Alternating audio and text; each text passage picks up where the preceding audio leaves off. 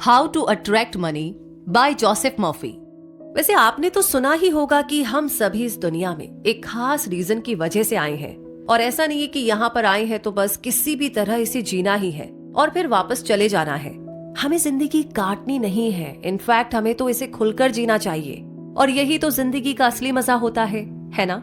लेकिन खुलकर जीने का मतलब हुआ कि हमें जो भी चाहिए वो सब इजीली मिल जाए, हमें जहां जाना हो हम वहां जा सके, लाइफ एकदम इजी गोइंग हो जाए, ज्यादा कॉम्प्लिकेशंस होने ही नहीं चाहिए।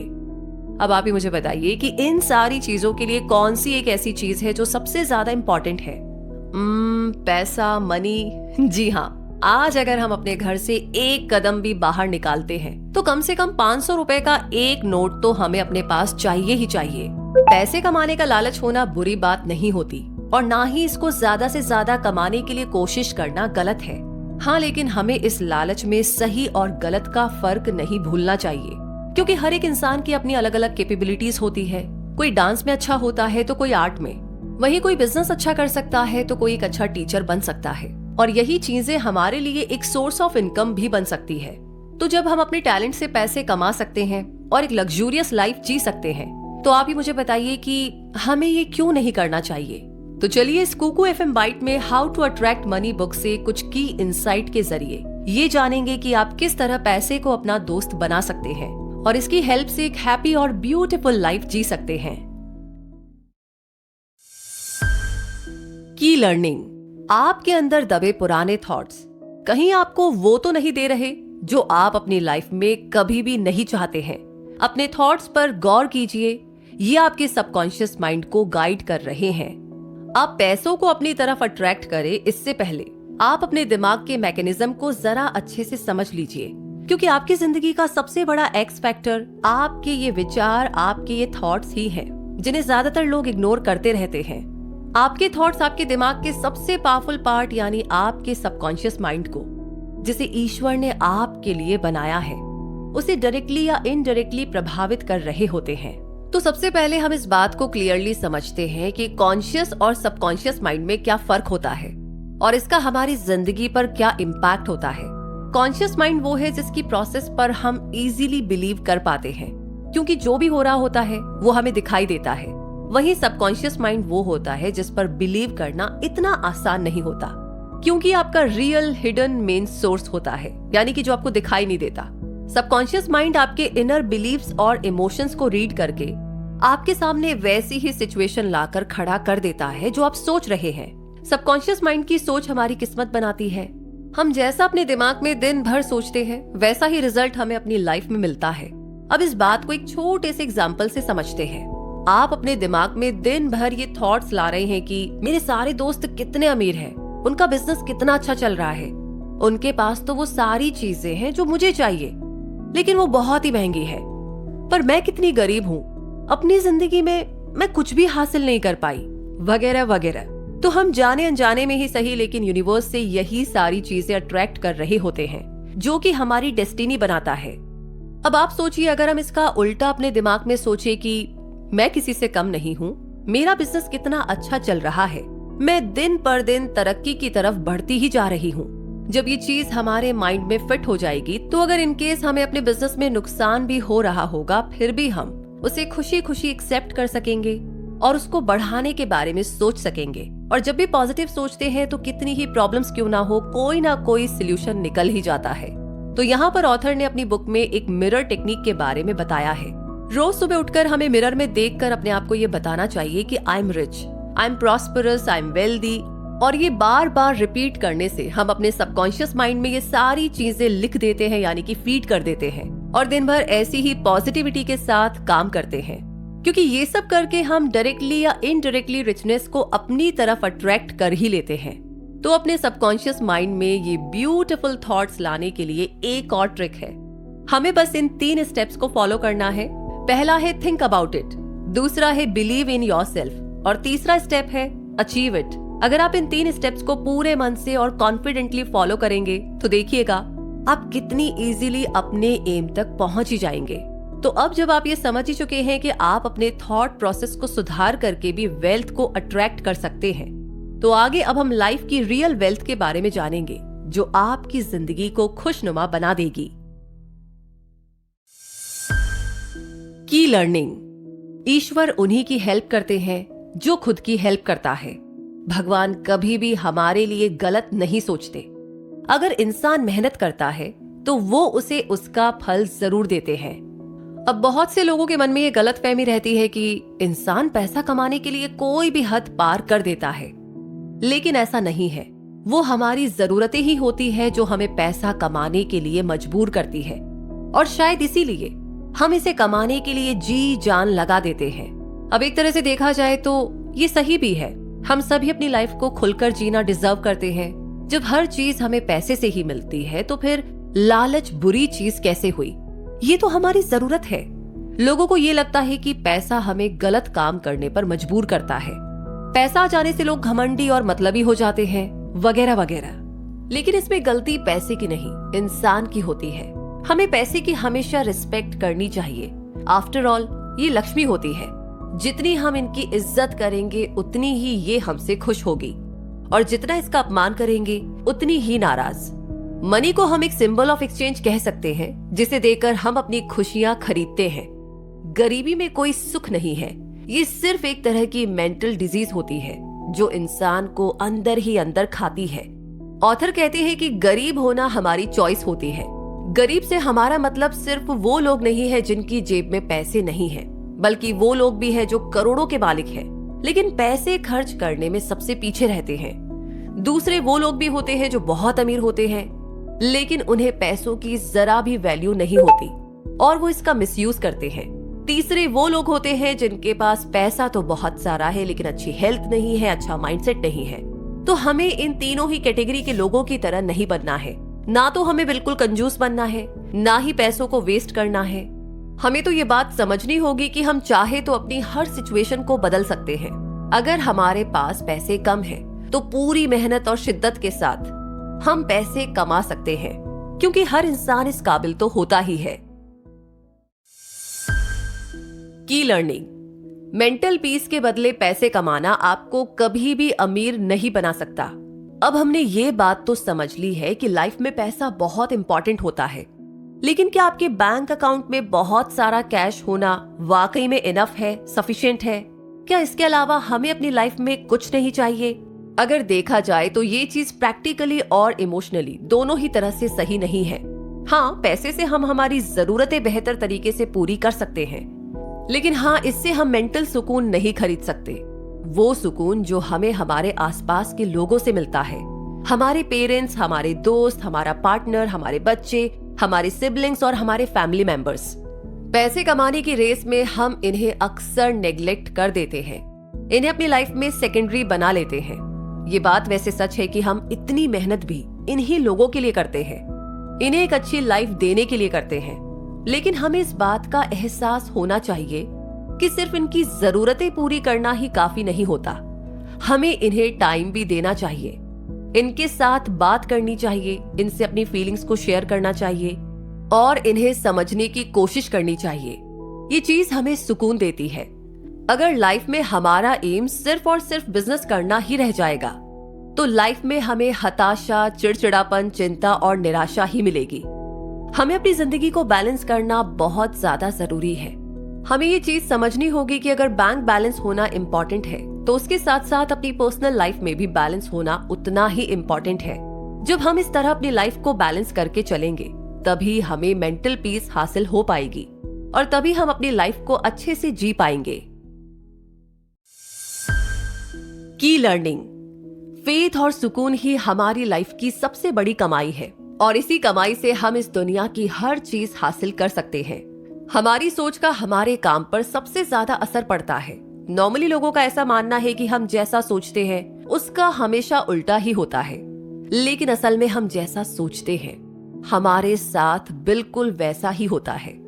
अगर हम पॉजिटिव सोचेंगे तो हमें रिजल्ट पॉजिटिव मिलेंगे और नेगेटिव सोचेंगे तो रिजल्ट नेगेटिव ही आएगा।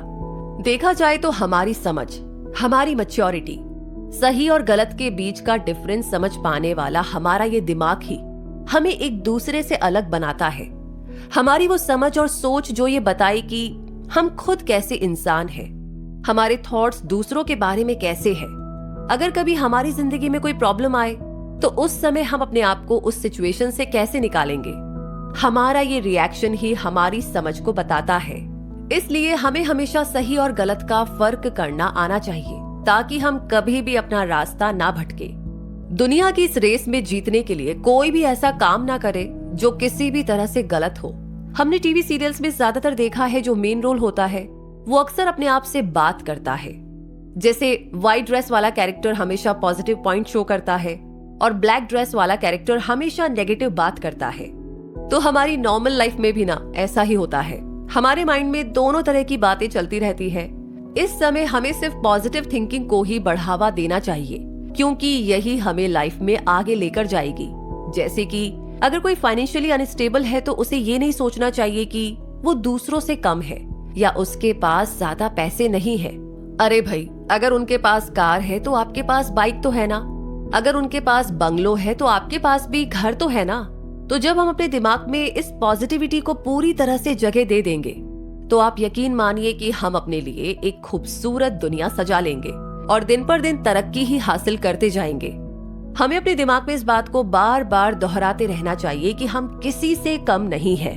हम हर दिन आगे तरक्की करते जा रहे हैं, अपनी मंजिल की तरफ बढ़ते जा रहे हैं। इससे हम अपने अंदर की नेगेटिविटी को पूरी तरह से खत्म कर देंगे और हमें खुद फील होगा कि कोई तो है जो मुझे आगे बढ़ने में मदद कर रहा है। फिर एट लास्ट हमें उन्हीं की तो मदद की सबसे ज्यादा जरूरत होती है। जी हाँ, ईश्वर की। सही कहा ना मैंने? वो जो इस पूरे संसार को इतनी खूबसूरती से चला रहे हैं, जिन्हें एक छोटी सी चींटी के भी खाने की फिक्र है, तो क्या वो आपकी और हमारी हेल्प नहीं करेंगे? बस उनकी हेल्प लेने के लिए हमें कुछ बातों का खास ध्यान रखना पड़ेगा। सबसे पहले तो उन पर और खुद पर पूरा भरोसा रखना होगा।